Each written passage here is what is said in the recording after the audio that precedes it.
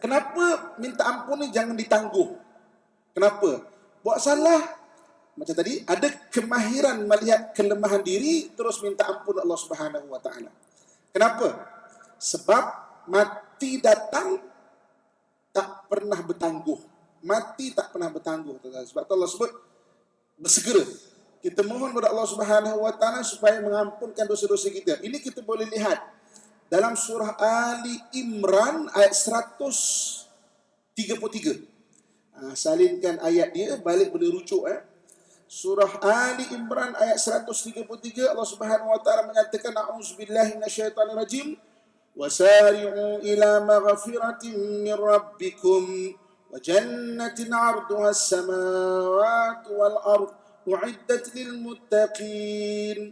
Dan bersegeralah kamu kepada pengampunan daripada Tuhanmu dan syurga yang luasnya seluas langit dan bumi disediakan kepada orang yang bertakwa. Jadi Allah yang sebut, Allah ajarkan kepada kita, Allah perintahkan kepada kita bersegeralah minta ampun kepada Allah Subhanahu Wa Taala. Sebab apa tuan-tuan sekalian? Kenapa minta ampun ni jangan ditangguh? Kenapa? Buat salah, macam tadi, ada kemahiran melihat kelemahan diri, terus minta ampun Allah Subhanahu Wa Taala. Kenapa? Sebab mati datang tak pernah bertangguh. Mati tak pernah bertangguh. Sebab tu Allah sebut bersegera. Saya tuan-tuan sekalian pernah terlibat dengan satu aksiden pada tahun 2018. Orang tua-tua kata mengujur hidup dia. Saya bawa kereta baik-baik. Satu bas dia bawa laju, dia terlambat nak bawa pelancong pergi tengok klip-klip Kampung Kuantan sana tu. Terbabas dekat bahu jalan, panik, tarik tuan-tuan, masuk jalan saya tu. Saya perhatikan bas tu datang sesaat, zup, pam, kena tuan-tuan.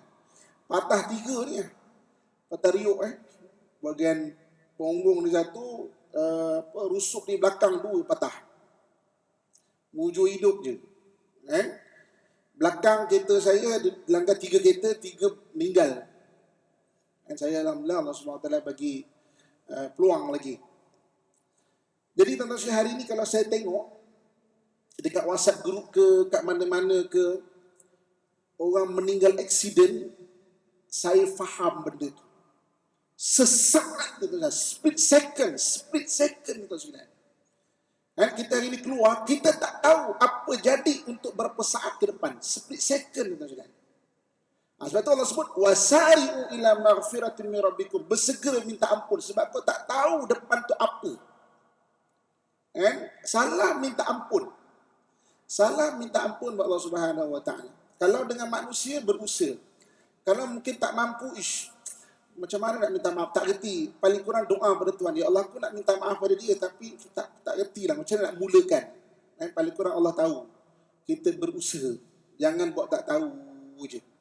Sebab cara Allah minta ampun yang pertamanya dengan kita minta sendiri kepada Allah Subhanahu Wa Taala. Ini untuk umat Muhammad saja. Tidak pernah diberi pada umat terdahulu. Apa dia tuan-tuan sekalian? Sebahagian amalan bagi umat Muhammad, Allah bagi 2, bagi pahala, bagi pengampunan sekali. Jadi umat Muhammad ni, oleh kerana umur dia tak panjang dibanding umur umat terdahulu. Umur umat Nabi Nuh 1000 tahun, 1500 tahun. Kita 63 tahun, 70 tahun pun jarang-jarang jumpa dah kadang-kadang. 80 tahun pelik, hidup lagi 80 tahun kan. Maknanya jarang-jarang dah beza dengan umat terdahulu. Jadi Nabi doa pada Allah dengan air mata, rahmatilah umatku ya Allah, rahmatilah umatku. Antaranya Allah SWT bagi, tidak pernah dibagi pada umat terdahulu, ada amalan-amalan kita buat tak minta ampun pun, tapi Allah bagi pengampunan sekali pada kita. Apa antaranya? Puasa bulan Ramadan. Ini dalam hadis yang disebut, kita selalu dengar hadis ni, man shoma ramadana iman wa ihtisaban ghufira lahu ma taqaddama min dhanbi. Barang siapa yang berpuasa pada bulan Ramadan dengan keimanan dan mengharap, Allah akan ampunkan dosa-dosa yang terlalu. Dia tak minta ampun, dia tak minta maaf. Dia buat amalan, Allah bagi 2-2. Pahala Allah bagi, pengampunan Allah bagi. Kan? Contohnya apa? Ambil wuduk. Kita ambil wuduk ni, kenapa digalakkan kita ni untuk mengekalkan wuduk? Sebab titisan air wuduk ni dia menitiskan dosa-dosa. Kan? Antaranya apa? Bersegera untuk menunaikan solat Jumaat. Itu antara amalan-amalan yang boleh pahala, boleh pengampunan Allah Subhanahu Wa Taala. Tidak pernah diberi pada umat terdahulu, hanya umat Muhammad saja ada pengampunan dan juga amalan sekali, dua-dua. Dapat pahala, dapat pengampunan juga dapat. Ada setengah-setengah amalan malaikat minta ampunkan bagi pihak kita. Malaikat minta ampunkan bagi pihak kita. Ada setengah-setengah amalan. Kan? Jadi Allah Subhanahu Wa Taala maknanya bagi pengampunan sebab malaikat mendoakan kita. Antaranya apa? Antaranya adalah maksudnya kalau kita bersedekah buat baik, kan? Dan kita minta ampunkan bagi pihak orang lain. Hari ini kita doa pada sahabat-sahabat kita, Allahumma ighfir lahu warhamhu wa'afi wa'fu anhu.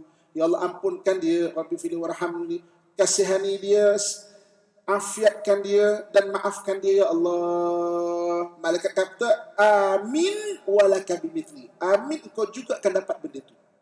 Sebab itu jangan rasa rugi doakan orang lain.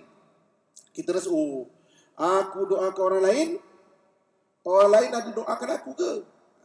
Kita rasa rugi. Tak, jangan rasa rugi. Sebab kita mendoakan orang lain, malaikat akan amin, mengaminkan doa, walaka bimithli. Engkau pun akan dapat apa yang kau doakan untuk orang lain.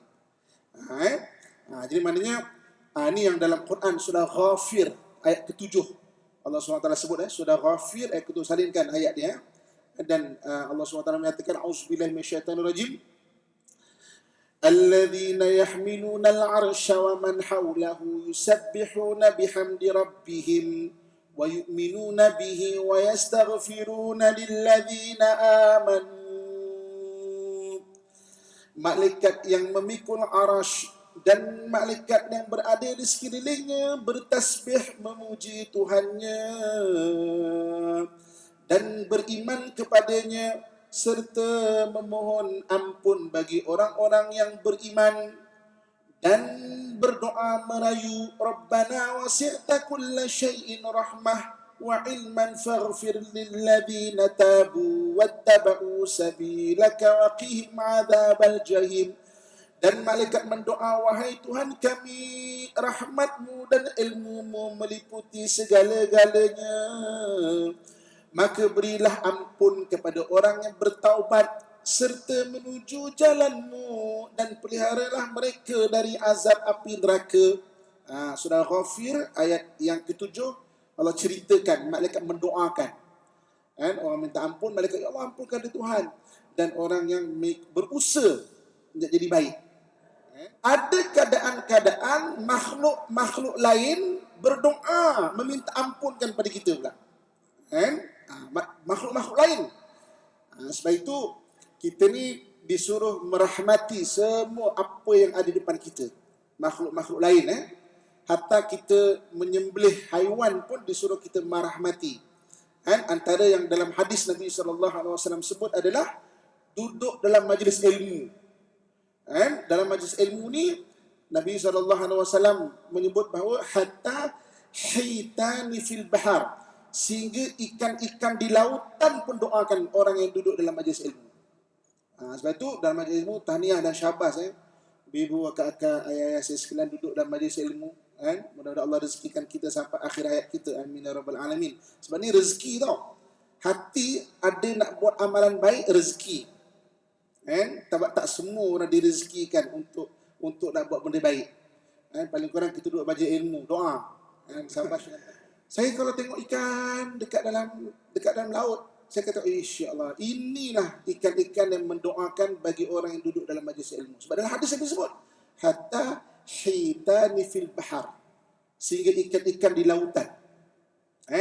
Kalau saya tengok ikan, saya cakap terima kasih lah ya. Terima kasih lah doakan Kita hari ni kan tengah duduk dekat majlis ilmu macam ini, hatta hitani fil bahar, sehingga ikan di lautan, hatta namlah fi hijr, sehingga semut-semut dalam lubang pun mendoakan orang yang di majlis ilmu. Sebab tu kita buat baik kepada makhluk-makhluk lain, makhluk akan doakan kita. Itu cara Allah Subhanahu Wa Taala berikan, maknanya pengampunan kepada